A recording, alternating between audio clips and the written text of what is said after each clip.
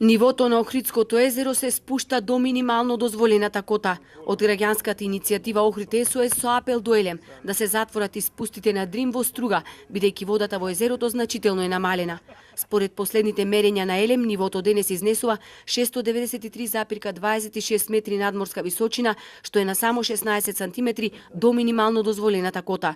Ние не можеме да трпиме последиците од некој несовесно или профитерско размислување на некаква компанија, независно дали тоа државна, приватна или било како.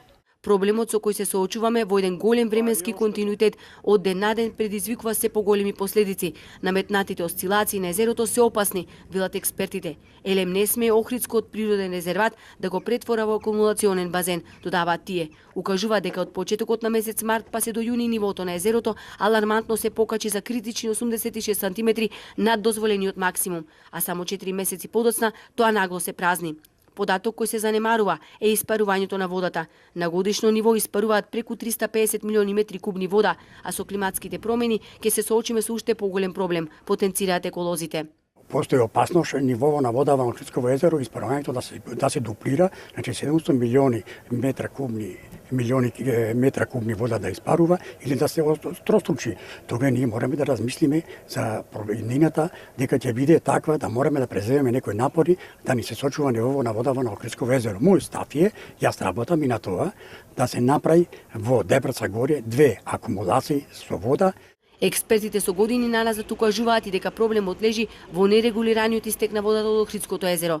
Да се направи софистициран систем на истекот на Охридското езеро во струга, а не да се регулира, односно не регулира со поставување на талпи кои Елем ги вади и ги поставува по желба кога сака. Нерегулираниот истек преку реката Црндрим предизвикува поплавување на крајбрежјето при висок водостој или повлекување на водата кога водостојот е низок како сега.